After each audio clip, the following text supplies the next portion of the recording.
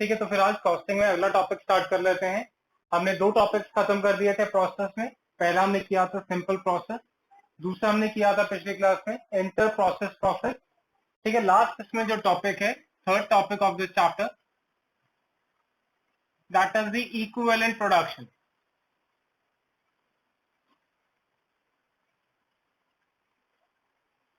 ठीक है, जो लास्ट टॉपिक है हमारा इस चैप्टर का, that is the equivalent production. मैंने आपको बताया था वहां क्वेश्चन में नहीं दिया होगा कि सिंपल प्रोसेस का क्वेश्चन है, इंटर प्रोसेस का क्वेश्चन है या इक्विवेलेंट प्रोडक्शन का क्वेश्चन है। तो कैसे पता लगेगा कि तीनों में से कौन से मेथड का क्वेश्चन हमें दिया गया है? हाँ जी, सिंपल प्रोसेस से का क्वेश्चन होगा तो कैसे पता लगेगा हमें? अगर सिंपल प्रोसेस का क्वेश्चन दिया गया होगा तो कैसे पता लगेगा कि ये जो गिवन क्वेश्चन है वो सिंपल प्रोसेस का है?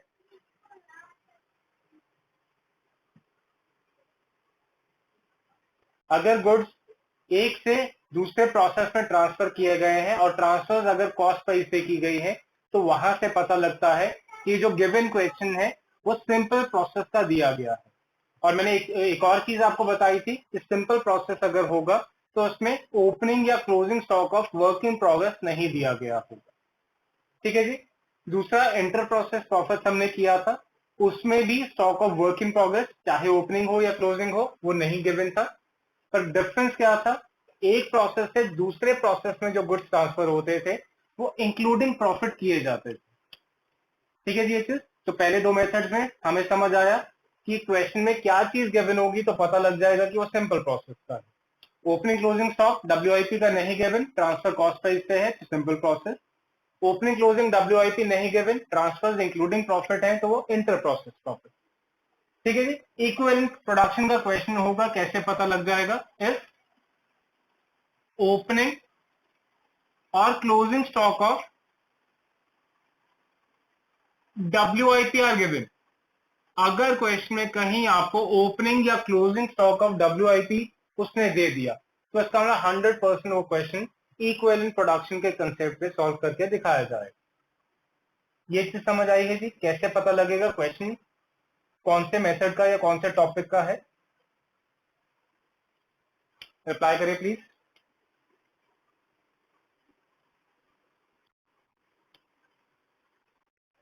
चलिए, अब नाम से कोई मुझे बता सकता है इक्विवेलेंट प्रोडक्शन, इक्विवेलेंट का क्या मतलब होता है?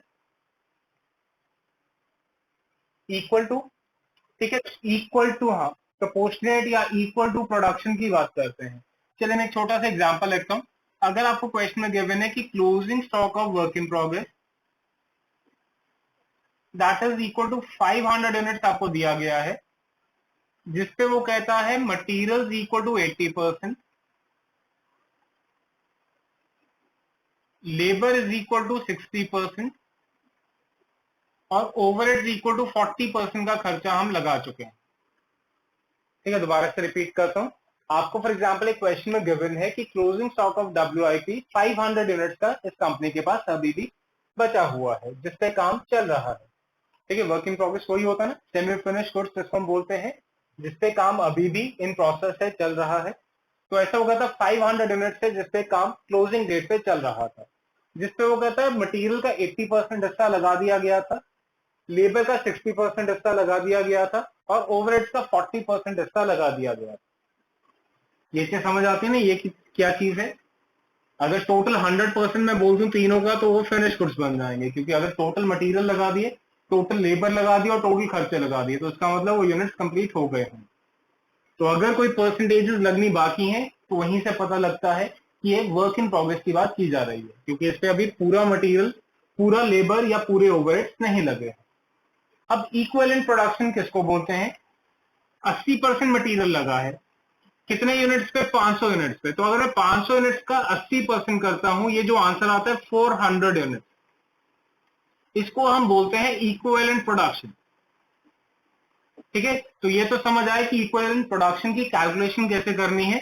जो भी यूनिट्स हैं उसके ऊपर परसेंटेज कंप्लीशन आपने अप्लाई कर देना है, वो तो उसके इक्विवेलेंट प्रोडक्शन यूनिट्स का आंसर निकल जाएगा। पर इसका मतलब क्या?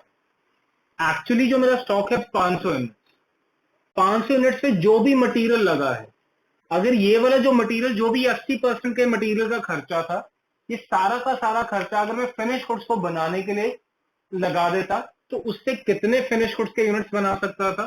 400 इक्वल टू फिनिश गुड्स के यूनिट्स बना सकता था। तो इक्विवेलेंट प्रोडक्शन उसी को बोलते हैं कि वर्क इन प्रोग्रेस का उतने खर्चे से कितने फिनिश गुड्स बनाए जा सकते हैं। देखिए जी, ये चीज समझ आई है जो मैंने बोली है? नहीं बोली। ये 500 यूनिट्स हैं, ठीक है। फॉर एग्जाम्पल इसमें मैं कहता हूं आपके मटेरियल लगता है 80 रुपए पर यूनिट, लेबर लगती है सिर्फ 20 रुपए पर यूनिट, और ओवरहेड्स आप 1 यूनिट को, हाँ 1 यूनिट टोटल यूनिट्स को, इन 500 की बात नहीं करते, मैं वैसे टोटल कॉस्ट ले लेता हूँ, आपकी प्रोडक्शन कॉस्ट बोल देता हूँ इसको, ठीक है। तो जो आपकी प्रोडक्शन कॉस्ट है, मटेरियल लगते हैं 80 रुपए पर यूनिट, लेबर लगती है 20 रुपए पर यूनिट, और ओवरहेड्स आप लगाते हैं 30 रुपए पर यूनिट फिनिश गुड्स बनाने के लिए, ठीक है। प्रोडक्शन कॉस्ट मतलब फिनिश गुड्स को बनाने के लिए ये सारे खर्चे आप इंक्लूड करते हैं, ठीक ठीक है जी। अब मैंने आपको क्वेश्चन बोला कि जो क्लोजिंग स्टॉक आपको WIP का गिवन है उस पर मटेरियल 80% लगा है, ठीक है, लेबर 60% लगी है, और ओवरहेड्स आपके 40% लगे। तो टोटल मटेरियल कितना है? अगर फिनिश गुड्स बना देता हूं 80 रुपए का, ठीक है जी, पर यहां पर सिर्फ उसका 80% मतलब 64 रुपीज पर यूनिट लगा है। ऐसे लेबर टोटल 20 रुपए लगती है फिनिश गुड्स को बनाने के लिए, पर यहां पर 20%, 12 रुपए पर यूनिट की लेबर लगी है, ओवरहेड्स 40%, तो टोटल ओवरहेड्स 30 रुपए लगते हैं, तो उसका 40% ये अभी हमने लगाया है, इसका मतलब 12 रुपए पर यूनिट हमारे ओवरहेड्स के भी लगते हैं, ठीक है। ये पर यूनिट की हमने बात की है, एक एक यूनिट के ऊपर, पर इसके कितने यूनिट्स हैं? 500, तो इसको सबको 500 से भी मल्टीप्लाई कर देते हैं, तो ये होगा 6000, ये भी होगा आपका 6000, और ये आपका होगा 32,000। ये चीज समझ आई? ठीक है। तो इस 500 यूनिट से अभी तक मटेरियल का 32,000 का खर्चा लगा है। अगर ये फिनिश गुड्स होता तो कितना लगता? 500 इंटू 80 40,000 का लगता, पर अभी तक 32,000 का खर्चा लगा है। ऐसे लेबर अगर ये कंप्लीट हो जाते तो 500 इंटू 20 10,000 का खर्चा लगता, पर अभी तक सिर्फ 6,000 का खर्चा लगा है। सेम ऐसे ओवरहेड अगर कंप्लीट होते तो 500 इंटू 30 15,000 का खर्चा लगता, पर अभी तक 40% दैट इज इक्वल टू 6,000 का खर्चा ही यहाँ पर हमने इंक्लूड किया, ठीक है जी। अब इस खर्चे में, इस वैल्यू में, अगर इस खर्चे से मैं फिनिश गुड्स बनाने स्टार्ट करता, कि अगर 32,000 ही मुझे अपने मटेरियल के लिए लगाना होता और इससे फिनिश गुड्स बनाने होते, तो मैं फिनिश गुड्स के कितने यूनिट्स बना सकता था मटेरियल से? 32,000 की वैल्यू मैंने खर्चा किया, ठीक है, 32,000 का खर्चा किया, 80 रुपए फिनिश गुड्स को बनाने पर लगते हैं, तो इसका मतलब 400 यूनिट्स बनाए जा सकते थे। ये चीज समझ आई? ऐसे लेबर की बात करते हैं, लेबर का 6,000 का खर्चा है, ये 6,000 का 6,000 अगर मैं फिनिश गुड्स बनाने के लिए लगाता तो फिनिश गुड्स के यूनिट्स बनाने के लिए 20 रुपए लगते हैं, तो इसका मतलब 300 यूनिट्स बन जाता है इसके। और ऐसे ओवरहेड्स की बात करें, ओवरहेड्स पे भी 6,000 का खर्चा लगा है, अगर फिनिश गुड्स ही बनाता तो 30 रुपए का खर्चा फिनिश गुड्स पर लगता, तो उसके 200 यूनिट्स में बना पाता। तो इस चीज को इक्विवेलेंट प्रोडक्शन बोला जाता है, कि उसी खर्चे से अगर फिनिश गुड्स बनते तो कितने यूनिट्स ऑफ फिनिश गुड्स बनाए जा सकते थे। अब देख के बताइए ये चीज समझ आई है? बाकी सबको? अनन्या, पार्थ, चाहत, नतिका, ठीक है जी। अब वहां पर मैंने तो ये आपके सामने एग्जाम्पल बना दिया, आपको लगता है सर तो इतने सालों से पढ़ा रहे हैं तो उन्होंने एग्जाम्पल बना के समझा दिया। वहां हम कैसे पेपर में यहां तक ये कैलकुलेट करेंगे कि इक्विवेलेंट 400 300 और 200 यूनिट का है, ठीक है, इतना सब कुछ करने की जरूरत नहीं है। तो जो आपको क्लोजिंग स्टॉक WIP के 500 यूनिट्स दिए गए थे, जिसपे उसने बोला था मटेरियल लगा है 80% का, लेबर लगी है 60% की, और ओवरहेड्स लगे हैं 40%। तो इक्विवेलेंट यूनिट्स के लिए क्या करें? 500 यूनिट्स पे ये परसेंटेजेस अप्लाई कर दीजिए, डायरेक्टली आपके इक्विवेलेंट यूनिट्स का आंसर निकल जाएगा। ये होता है 400 यूनिट्स, ये होता है 300 यूनिट्स, ये होता है 200 यूनिट्स, ये हमने कैलकुलेट किया है। तो आप डायरेक्टली यूनिट्स के ऊपर वो परसेंटेज कंप्लीशन अप्लाई कर देंगे, तो आपके डायरेक्टली इक्विवेलेंट यूनिट्स की वैल्यू कैलकुलेट हो जाएगी, ठीक है। तो इतना सब कुछ आपको करने की जरूरत नहीं पड़ेगी, डायरेक्टली यहां से आप इक्विवेलेंट यूनिट्स कैलकुलेट कर पाएंगे। देख के बताइए ये चीज समझ आई है आपको? चले तो एक बार क्वेश्चन नंबर 21 जो आपकी स्क्रीन पे है वो हम स्टार्ट करते हैं। ठीक है, और पहला टॉपिक जो इस इक्विवेलेंट प्रोडक्शन में या फर्स्ट केस आप इसको बोल सकते हैं, इसको हम लिख लेते हैं when only closing stock of WIP is given. ठीक है, क्वेश्चन में सिर्फ क्लोजिंग स्टॉक WIP का दिया गया है, ओपनिंग स्टॉक क्वेश्चन में नहीं। ठीक है, तो अगर आप क्वेश्चन नंबर 21 देखते हैं तो उसमें ओपनिंग स्टॉक ऑफ WIP की बात नहीं की गई है। Number of units in process at the end, in process मतलब वर्क इन प्रोग्रेस, तो क्लोजिंग वर्क इन प्रोग्रेस वही आपको गिवन है। तो उसको अब किस तरह से सॉल्व करना है वो एक बार हम यहाँ पर डिस्कस करते हैं। ठीक है, तो अभी हमने बात की कि कैसे पता लगा कि क्वेश्चन इक्विवेलेंट प्रोडक्शन का है। Stock of work in progress दिख गया, चाहे ओपनिंग हो या क्लोजिंग वर्क इन प्रोग्रेस हो, तो वहां से डायरेक्टली पता लग जाएगा क्वेश्चन WIP का है और वो इक्विवेलेंट प्रोडक्शन के कंसेप्ट पे सॉल्व होने वाला। ठीक है जी, अब ओपनिंग है नहीं है वो आपने क्वेश्चन के अकॉर्डिंग देख लेना है कि सिर्फ क्लोजिंग की वैल्यू है या ओपनिंग भी है। तो हमारा जो क्वेश्चन है उसमें सिर्फ क्लोजिंग WIP आपको दिया गया है। अगर इक्विवेलेंट प्रोडक्शन का क्वेश्चन आता है 4 स्टेप्स में आपने उसको सॉल्व करना है, चाहे ओपनिंग है चाहे क्लोजिंग है चाहे दोनों वैल्यूज। ठीक है, अगर इक्विवेलेंट प्रोडक्शन का क्वेश्चन हुआ 4 स्टेप्स में सॉल्व करके इसको दिखा दिया जाता है, जिसमें स्टेप नंबर 1 आपका होता है that is a statement of equivalent production.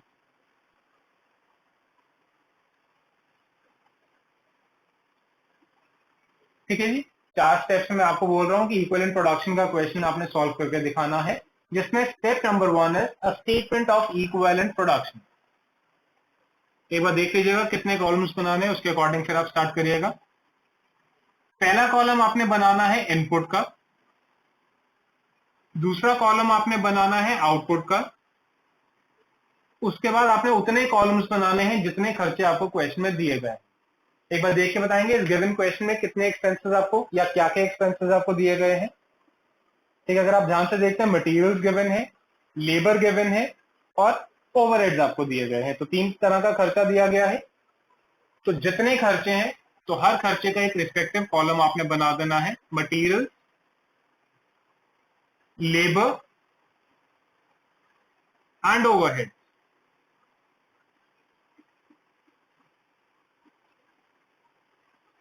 ठीक है जी, तो इनपुट आउटपुट के कॉलम तो बनने ही बनने हैं। उसके बाद क्वेश्चन में जितने आपको एक्सपेंसेस दिए गए होंगे हर एक्सपेंस के लिए एक सेपरेट कॉलम आपने वहां पर प्रिपेयर कर देना है, और जितने भी एक्सपेंसेस होंगे इसको फर्दर आप सेग्रीगेट कर देंगे परसेंटेज एंड यूनिट, ऐसे परसेंटेज एंड यूनिट, इसको भी percentage and unit. Very important जो मैं स्टेटमेंट अब लिखने लगा हूं, statement of equivalent production includes only units and no monetary value. इस पूरी स्टेटमेंट में मैं सिर्फ यूनिट्स को उठा के कैलकुलेशन करने वाला हूं, इसमें कोई भी अमाउंट हमने यूज नहीं करनी है। ठीक है, चाहे मैं इनपुट की बात करूं, आउटपुट की बात करूं या खर्चों की बात करूं, इन सब में मैं यूनिट्स ही डालने वाला हूं। इसमें पूरे टेबल में कहीं भी कोई अमाउंट या मॉनेटरी वैल्यू को आपने इंक्लूड नहीं करना। ये चीज समझ आती है? चलिए, तो अब स्टार्ट करते हैं टेबल। एक बार देख के बताएंगे इनपुट में कितने यूनिट्स आपको दिए गए हैं। इनपुट यूनिट्स एक बार देख के बताइए क्वेश्चन में आपको क्या लगता है कितने यूनिट्स हैं। आपको पहला पॉइंट गिवन है number of units introduced in the process. Introduce का मतलब होता है इनपुट जो हमने किया है। तो इनपुट क्या आपको गिवन है that is equal to 4000 unit. Rupees 4000 नहीं है, मेरे ख्याल से यूनिट्स है, नंबर ऑफ यूनिट्स उसने बोला है। ठीक है, नंबर ऑफ यूनिट्स, ऊपर यूनिट रुपीज गलत छाप दिया गया है। ठीक है, जो क्वेश्चन में ऊपर रुपीज लिखा है वो गलत प्रिंट हो गया है। कि अगर आप स्टेटमेंट देखिए उसमें नंबर ऑफ यूनिट्स ही लिखा है उसने। तो number of units introduced in the process तो आपको दिया है that is equal to 4000 unit. अब आउटपुट कॉलम में क्या क्या चीजें आपने यूज करनी है। पहली चीज जो आप इंक्लूड करेंगे that is the value of normal loss. देखना जी कहीं आपको नॉर्मल लॉस के बारे में कुछ बताया है। एक बार देख के बताइएगा, नॉर्मल लॉस के बारे में कुछ गिवन है हमें?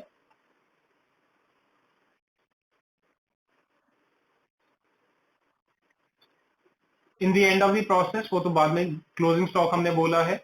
नॉर्मल लॉस आप कहते हैं कुछ नहीं गिवन। गिवन, अच्छा 100 यूनिट्स गिवन है, ध्यान रखना है दोबारा से यूनिट्स ही डालने, वैल्यू नहीं डालनी। तो नॉर्मल लॉस आप कहते हैं क्वेश्चन में गिवन है that is equal to 100 unit. ठीक है, आउटपुट या फिनिश गुड्स हमारे कितने थे? ठीक है, आउटपुट या जिसको फिनिश गुड्स बोलते हैं वो कितने थे?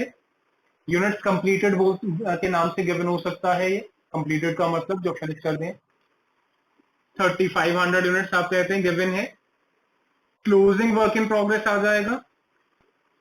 देखना जी, क्लोजिंग वर्क इन प्रोग्रेस हमें दिया है क्वेश्चन में कितना है। ठीक है, आप 400 गिवन है। ठीक है, ये सारी चीजें मिली आपको क्वेश्चन में, या एक्सप्लेन करूं कि कहां से उठा रहे हैं हम ये यूनिट्स वाली फिगर? मिल गए सबको, क्लियर है? ठीक है, तो जितनी भी चीजें हैं ये आपने डालनी है। उसके बाद आपने क्या करना है, इनपुट और आउटपुट के कॉलम को मैच करना है। ठीक है, और ये टैली हो जाना जरूरी है। तो यहां पर आता है 4000 और यहां पर भी आ जाता है 4000। तो इसका मतलब आउटपुट कॉलम में और कुछ नहीं आएगा, ये मेरा बैलेंस यहां पर होके खत्म हो जाएगा। अगर फॉर एग्जांपल क्लोजिंग 400 की जगह आपको 300 दिए होते, तो 4000 बनाने के लिए 100 यूनिट्स यहां पर कम रह जाते। ठीक है, 4000 बनाने के लिए यहाँ 100 यूनिट्स कम रह जाते। ये जो बैलेंसिंग फिगर आएगा इसको हम अब नॉर्मल लॉस के नाम से बैलेंस करके दिखा देंगे। ठीक है, ये सिर्फ एग्जांपल है, ये आपके क्वेश्चन का पार्ट नहीं है। हाँ जी, वो भी बताता हूँ। ठीक है, ये चीज ध्यान रखनी है। अगर आपका, हाँ हाँ, ये सिर्फ वही बात बता रहा था, ये क्वेश्चन में नहीं गिवन है, ये सिर्फ समझाने के लिए आपको बता रहा हूँ। अगर फॉर एग्जाम्पल क्लोजिंग WIP 400 की जगह 300 होता, मैंने आपको बोला इनपुट का टोटल और आउटपुट का टोटल आपने टैली करना है। तो यहां टैली नहीं होता, अगर ये 300 होता 100 कम रह जाता। तो जो 100 यूनिट्स कम रह जाते हैं उसको हम बोल देते हैं अब नॉर्मल लॉस के बैलेंसिंग फिगर। ठीक है जी, ये चीज समझ आती है? अब अर्पित ने बोला कि सर जरूरी थोड़ी है कि यहीं पर बैलेंसिंग फिगर हो, यहां पर भी हो सकता है। बिल्कुल हो सकता है जी। अगर आप कहते हैं क्लोजिंग स्टॉक ऑफ WIP 400 की जगह 600 यूनिट दिए गए होते क्वेश्चन में, तो यहां कितना बन जाता 4200 और यहां हो जाता 4000। ठीक है, तो बैलेंसिंग फिगर यहां नहीं लिखनी, यही लिखनी है माइनस के फॉर्म में, माइनस अब normal gain that is equal to 200 units. ठीक है, इनपुट साइड पे शॉर्टेज आएगी तो वो अब नॉर्मल गेन होता है, और यहां पर नहीं लिखना है, यहीं से रिड्यूस करके दिखाना है। अगर आउटपुट साइड पे शॉर्टेज होगी तो अब नॉर्मल लॉस होगा, तो नॉर्मली उसको ऐड करके इनपुट और आउटपुट कॉलम को टैली करके दिखा दिया जाएगा। हाँ जी, प्लीज एक बार देख के बताइएगा, ये चीज सबको समझ आती है? हाँ जी, बाकी सबको?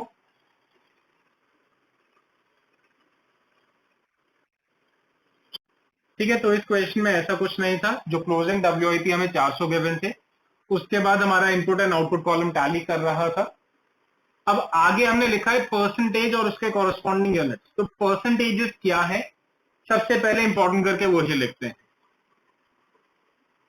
ठीक है, तो इंपॉर्टेंट पॉइंट इसके नीचे लिखना स्टार्ट करिए। ये परसेंटेजेस क्या क्या डालनी है। Point number 1, percentage completion for normal loss is always nil. ठीक है, वो कहता है परसेंटेज अब नॉर्मल लॉस के हमेशा ही जीरो लेनी है, चाहे वो मटेरियल्स हो, चाहे वो लेबर हो, चाहे वो ओवरहेड्स। तो 100 का 0% मतलब 0 यूनिट्स, 100 का 0% मतलब इक्विवेलेंट 0 यूनिट्स, 100 का 0% मतलब इक्विवेलेंट 0 यूनिट्स। तो नॉर्मल लॉस को हमेशा ही निल दिखाना है। नॉर्मल लॉस आगे भी कहीं आपने इंक्लूड करके नहीं दिखाना, सिर्फ आउटपुट कॉलम में लिख के कहीं पर खत्म करके दिखा दिया जाए। पहला पॉइंट समझ आया? चल, सेकेंड पॉइंट लिखते हैं, percentage completion for finish goods is always 100%। लिख के कोई मुझे एक्सप्लेन करके बताएगा ऐसा क्यों मैंने लिखा है या ऐसा क्यों होता है।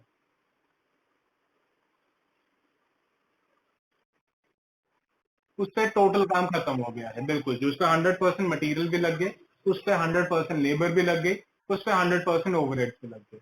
इसलिए फिनिश गुड पे हर खर्चे का 100% आपने इंक्लूड करके दिखाना है, क्योंकि फिनिश हुए हैं तो इसका मतलब स्टार्टिंग टू एंडिंग टोटल खर्चा उस पर इंक्लूड करके दिखा दिया गया। तो 3500 का 100% तो इक्विवेलेंट 3500 यूनिट, 35 का 100% इक्विवेलेंट टू 3500 यूनिट, 35 का 100% that is equivalent to 3500 unit. ठीक है, फिनिश गुड्स ही बने हैं, इससे फिनिश गुड्स ही बनाता तो इतने यूनिट्स ही बनाए जाते। वो चीज यहाँ पर मैंने कैलकुलेट करके दिखा दी। ठीक है, point number 3, percentage completion for closing work in progress will always be given। इसमें हमने अपना दिमाग नहीं लगाना है। क्लोजिंग WIP की परसेंटेज क्वेश्चन में दी गई होगी, इसमें देख के बताना जी, क्वेश्चन में गिवन है, एक बार देख के बताना जी, क्वेश्चन में गिवन है percentage of closing WIP। Degree of completion के नाम से गिवन हो सकता है, परसेंटेज कंप्लीशन के नाम से गिवन हो सकता है, स्टेजेस ऑफ कंप्लीशन गिवन है। तो वर्क इन प्रोग्रेस का अगला पॉइंट है, तो इसका मतलब वो उसी के साथ आपको दिया है क्या क्या वैल्यूज है। 80%, 50% ऑफ लेबर, ओवरहेड्स भी आपको गिवन है, दैट इज इक्वल टू 50%। 400 का 80% मींस 320 इक्विवेलेंट यूनिट, 400 का 50% इक्विवेलेंट टू 200 यूनिट, और 400 का 50% equivalent to 200 units of finish. ठीक है, जो अभी मैंने आपको समझाया था इक्विवेलेंट यूनिट्स बोलते हैं। तो इन 400 यूनिट्स पे जो इतना खर्चा लगा है उससे इक्विवेलेंट टू 320 यूनिट्स बनाए जा सकते थे, एंड सो ऑन। ठीक है जी, चले point number 4, percentage completion for abnormal loss. इस क्वेश्चन में नहीं है, पर मैंने आपको बताया था बैलेंसिंग फिगर आ भी सकता है। तो percentage completion for abnormal loss will either be given और 100%। या तो क्वेश्चन में गिवन होगी, अगर गिवन है तो वही आपने यूज करनी है, तो 100% का कंसेप्ट भूल जाइए। अगर अबनॉर्मल लॉस की परसेंटेज कंप्लीशन क्वेश्चन में नहीं दी तो सब खर्चों के लिए 100% आप इसको इंक्लूड करके दिखा दें। ठीक है जी, चले last point, percentage completion for abnormal gain will always be 100%। Abnormal gain अगर आपका आता है, फॉर एग्जांपल यहां पर आपने अबनॉर्मल गेन लिखा था माइनस करके 100 यूनिट्स का, तो सबके लिए आपने 100% इंक्लूड करके दिखाना है। इसकी परसेंटेज कंप्लीशन क्वेश्चन में नहीं ढूंढनी, ध्यान रखना है। यहां नेगेटिव है तो हर कॉलम में इसको नेगेटिव फॉर्म में ही इंक्लूड करके दिखाया जाएगा। ठीक है, तो अगर अबनॉर्मल लॉस आपको, सॉरी अबनॉर्मल गेन अगर आपने कैलकुलेट किया है तो यहां नेगेटिव फिगर है, परसेंटेज 100 ही रहेगी, तो हर कॉलम में आपने इसको नेगेटिव फॉर्म में ही इंक्लूड करके दिखा देना। ठीक है, तो ये 5 स्टेप्स या 5 पॉइंट्स आपको ध्यान रखने हैं कि परसेंटेज कंप्लीशन आउटपुट कॉलम की किस तरह से आपने इंक्लूड करके दिखानी है। ठीक है, एक बार लिख के बता दीजिएगा, कोई चीज अगर आपको नहीं समझ आई तो मैं एक्सप्लेन कर देता हूं।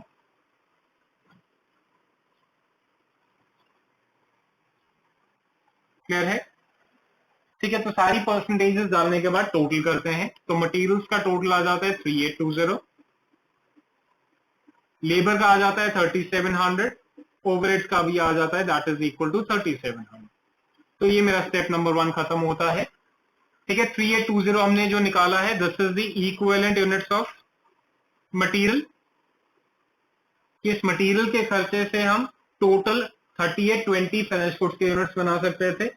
इसका मतलब है ये इक्विवेलेंट यूनिट्स ऑफ लेबर है कि लेबर के इतने खर्चे से टोटल 3700 फिनिश गुड्स के यूनिट्स बना सकते थे। ऐसे ही आपका इक्विवेलेंट यूनिट्स ऑफ ओवरहेड्स बन जाता है कि ओवरहेड्स के इतने खर्चे से इतने 3700 के फिनिश गुड्स के यूनिट्स बनाए जा सकते थे। ठीक है, तो एक बार देख के बताइएगा, step number 1 statement of equivalent production, ये चीज आपको सबको समझ आती है। इस पूरी स्टेटमेंट में सिर्फ यूनिट्स को मैंने उठाया है, कोई भी अमाउंट या रुपीज वाली टर्म को यूज नहीं किया गया। ठीक है, तो step number 1 that was statement of equivalent production. Step number 2 आपका आता है a statement of cost per unit.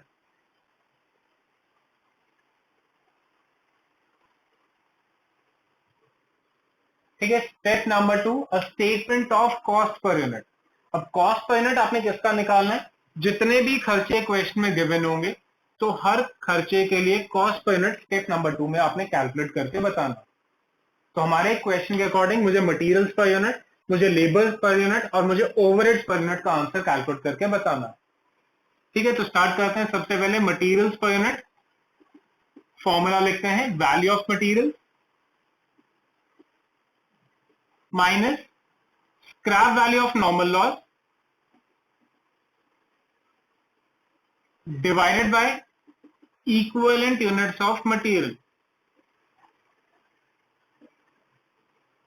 ठीक है, लिख लीजिएगा एक बार फॉर्मूला। तो मटेरियल्स पर यूनिट कैलकुलेट करने का फॉर्मूला है द वैल्यू ऑफ मटेरियल जो आपको क्वेश्चन में गिवन है minus scrap value of the normal loss divided by the equivalent units of material.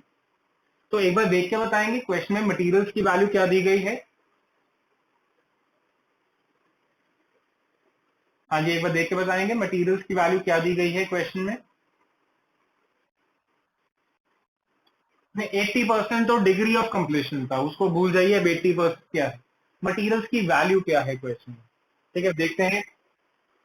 आपको गिवन है the value of scrap 1 rupees per unit, value of raw materials 7740, wages 1100 and overhead 3700। ये चीजें आपको दी गई हैं। तो मटेरियल्स की ओवरहेड 7400, चलो जो भी मैंने गलत बोल दिया शायद। हाँ जी, ठीक है, तो मटेरियल्स की वैल्यू आपने बोली कितना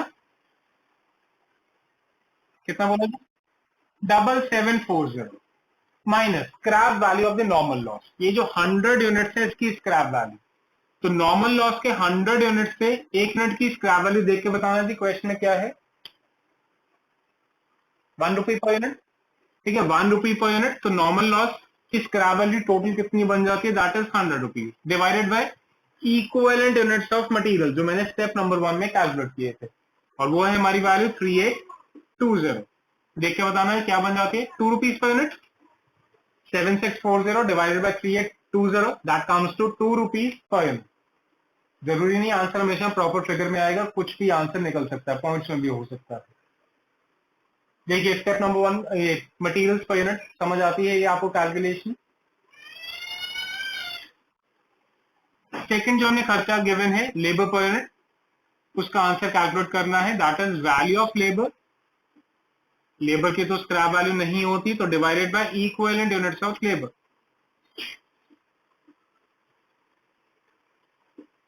ठीक है, value of labour divided by the equivalent units of labour. तो लेबर देख के बताना जी क्वेश्चन में कितनी गिवन है, 11100। इक्विवेलेंट यूनिट्स कितने, दैट इज इक्वल टू 3700, तो 3700 से डिवाइड करते हैं तो this comes to 3 rupees per unit. Clear है जी ये चीज। सेम ऐसे ओवरहेड्स की बात करें, ओवरहेड्स पर यूनिट आपने कैलकुलेट करने हैं, तो value of overhead divided by equivalent units of overhead. तो ओवरहेड्स आपने बोला 7400 गिवन है, इक्विवेलेंट यूनिट 3700, तो ये भी आपका आंसर आ जाता है, that is equal to 2 rupees per unit. तो यहाँ पर मेरा स्टेप नंबर 2 खत्म हो जाएगा, that is statement of cost per unit. ठीक है, प्लीज एक बार इसको नोट कर लीजिएगा और देख के बताइए, कोई डाउट है तो मैं वापस से एक्सप्लेन करता हूं। ठीक है, तो ये हमारा स्टेप नंबर 2 था, that was statement of cost per unit. Step number 3 हमारा आता है स्टेटमेंट ऑफ वैल्यूएशन।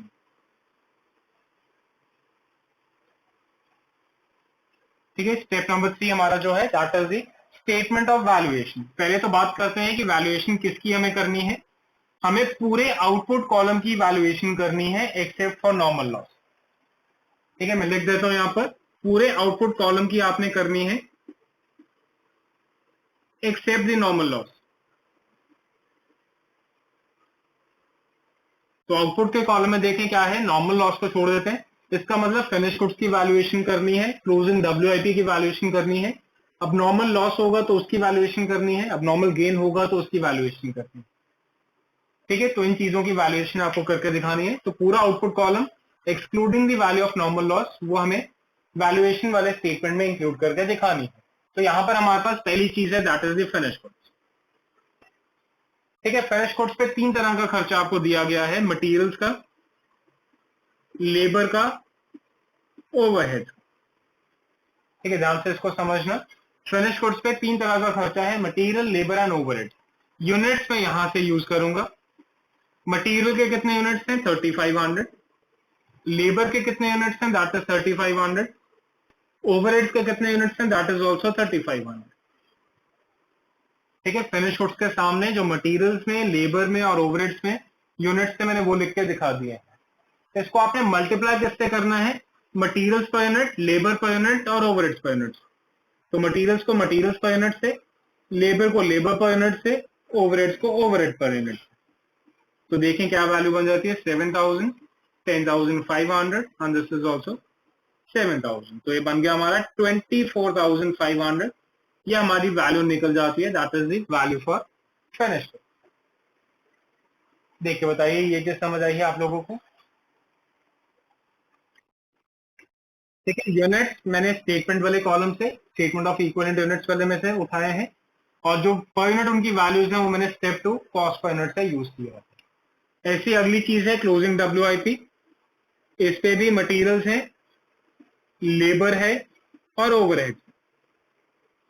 यूनिट्स यहां से उठाते हैं, मटेरियल्स में 320 यूनिट्स, लेबर में 200 यूनिट्स, ओवरहेड्स में भी 200 units. Per unit step number 2 से मटेरियल्स 2 रुपए, लेबर 3 रुपए, ओवरहेड 100 रुपए। तो ये 400, 600 और 640। तो ये टोटल बन जाता है आपका 1640 रुपीज। तो ये हमारी वैल्यू बन जाती है, that is the value for work in progress. तो ऐसे ही अगर अब नॉर्मल लॉस होगा या अब नॉर्मल गेन होगा उसकी वैल्यूएशन यहां पर आप करके दिखा देंगे। This is the step number 3। एक बार देख के बताइए, अगर किसी को डाउट है तो मैं वापस से एक्सप्लेन करता हूं।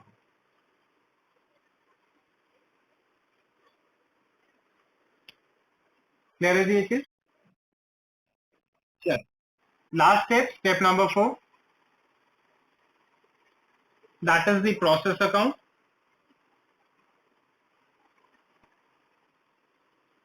ठीक है, लास्ट स्टेप आपने प्रोसेस अकाउंट बना देना है, जैसे हम पहले बनाते थे। पर यूनिट का कॉलम बनाना चाहते हैं बना सकते हैं, नहीं तो 2 कॉलम्स यूनिट और वैल्यू का बना के दिखा सकते हैं। ठीक है, सब कुछ वैसे ही जैसे हमने सिंपल प्रोसेस में किया था। डेबिट साइड पे expenses and losses, credit side पे आपके इनकम्स एंड गेन्स। तो देखें क्या क्या है। टू मटेरियल्स जिसको हम इनपुट बोला करते हैं, इनपुट मैंने किए थे 4000 यूनिट्स, जिसकी टोटल वैल्यू मटेरियल्स की क्या दी गई थी? That was 7740 rupees. उसके बाद टू लेबर, लेबर का खर्चा मुझे क्वेश्चन में दिया गया था, दैट वाज 11,100। लेबर के यूनिट्स नहीं होते। ऐसी ओवरहेड, ओवरहेड का खर्चा मुझे क्वेश्चन में दिया गया था, दैट वाज 7400। बाय साइड पे हम डाला करते थे नॉर्मल लॉस। नॉर्मल लॉस के 100 यूनिट से जिसकी स्क्रैप वैल्यू कितनी थी? 100 रुपीज। ध्यान रखना है वैल्यू का मतलब यहाँ पर स्क्रैप वैल्यू हमने लिखा है। ठीक है, जो कि 100 हमने यहाँ कैलकुलेट की थी, 100 इंटू 1। ठीक है, उसके बाद हम क्या लिखा करते थे? फिनिश गुड्स या आउटपुट। ठीक है, आउटपुट या फिनिश गुड्स वो हमने कैलकुलेट किए थे 3500 यूनिट, जिसकी वैल्यू हमने कितनी निकाली थी? That was 24,500। ठीक है, यूनिट्स यहां से उठा लिए हैं, वैल्यूएशन यहां पर मैंने की थी। तो 3500 यूनिट्स जिसकी वैल्यू मैंने निकाली थी 24,500। बाय क्लोजिंग WIP, यूनिट्स यहां से उठाते हैं, दैट इज 400। वैल्यूएशन यहां से उठा लेते हैं, दैट इज 1640। उसको यहां पर इंक्लूड करके दिखा देते हैं। अब नॉर्मल लॉस होता है, तो अगर आपको याद है तो अब नॉर्मल लॉस यहाँ पर लिख के दिखाया जाता है। यूनिट्स यहां से उठा लेते हैं, वैल्यूएशन यहां पर की गई होती, तो यूनिट्स और वैल्यू लिख के दिखा देते। अब नॉर्मल गेन आया होगा तो 2 साइड पे लिखना है, तो अब नॉर्मल गेन यूनिट्स आप यहां से उठा लेते हैं, वैल्यूएशन कॉलम से आप उसकी वैल्यूज यूज कर लेते हैं। उसके बाद ये आपका टोटल टैली हो जाना चाहिए, इसमें कोई बैलेंसिंग फिगर नहीं निकलेगा। देख लीजिएगा प्लीज एक बार।